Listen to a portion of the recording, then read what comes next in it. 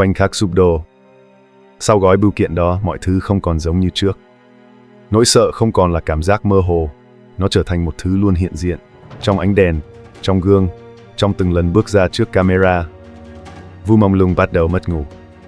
Không phải vì lịch làm việc dày đặc, mà vì mỗi khi nhắm mắt lại, hình ảnh ngón tay bị cắt rời lại hiện lên, rõ ràng, lạnh lẽo, không thể xua đi.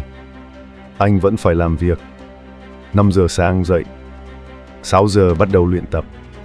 Cả ngày quay phim, tập luyện, ghi hình. Đêm đến vẫn tiếp tục. Có những ngày, công việc kéo dài đến 3 giờ sáng, có lúc đến tận bình minh. Không có thời gian để hồi phục, không có không gian để suy nghĩ. Nhưng chính trong khoảng trống hiếm hoi đó, một suy nghĩ bắt đầu hình thành.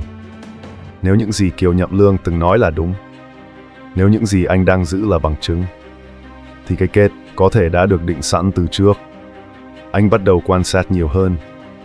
Cách quản lý nhìn mình, cách nhân viên kiểm tra đồ dùng, cách những người xung quanh im lặng khi nhắc đến những cái tên đã biến mất. Mọi thứ đều có dấu hiệu, nhưng không ai nói ra. Áp lực dồn lại từng ngày. Trong một lần hiếm hoi được nghỉ, Vu Mông Lung liên lạc với một đồng nghiệp cũ. Người này cũng làm trong ngành giải trí và là người mà anh tin tưởng. Anh nhờ người đó giữ lại gói bưu kiện, giữ lại bằng chứng, giữ lại tất cả những gì có thể chứng minh rằng điều này đã xảy ra. Đó không phải là hành động của một người bình thường. Đó là hành động của một người biết mình có thể không còn nhiều thời gian. Sau đó mọi thứ diễn ra nhanh hơn.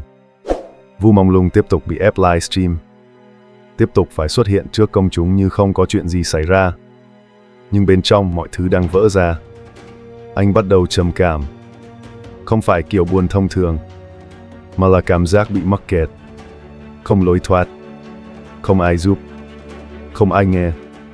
Chỉ có công việc, chỉ có áp lực, chỉ có nỗi sợ ngày càng rõ ràng.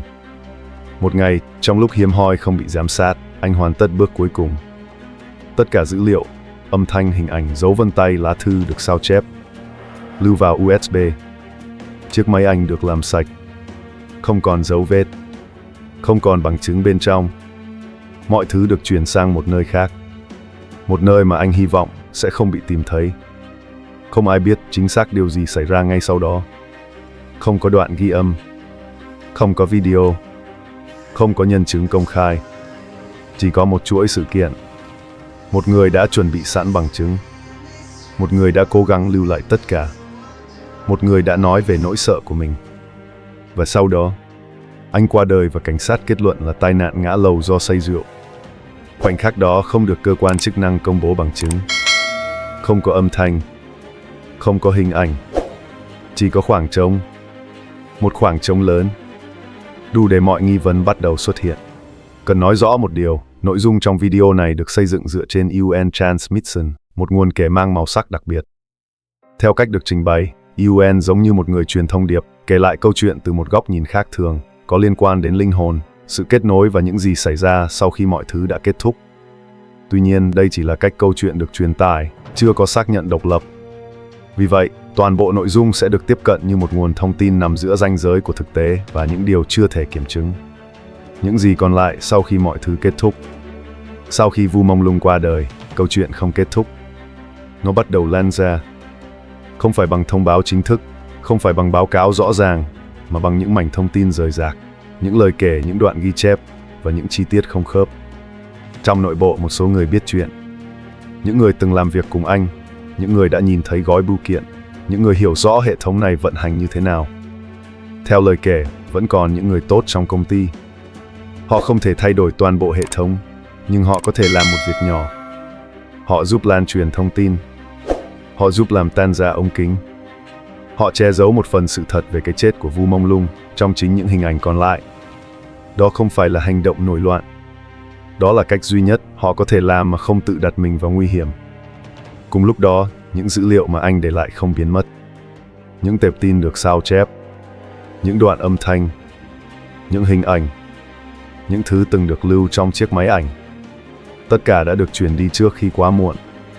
Không ai biết chính xác chúng đang ở đâu. Không ai xác nhận đã xem toàn bộ. Nhưng sự tồn tại của chúng đủ để tạo ra một câu hỏi lớn. Điều gì thực sự đã xảy ra phía sau cánh cửa đó? Cái tên Kiều Nhậm Lương tiếp tục xuất hiện trong các cuộc thảo luận, không phải trên truyền thông chính thống, mà trong những câu chuyện được truyền miệng, trong những diễn đàn kín, trong những lời kể không chính thức.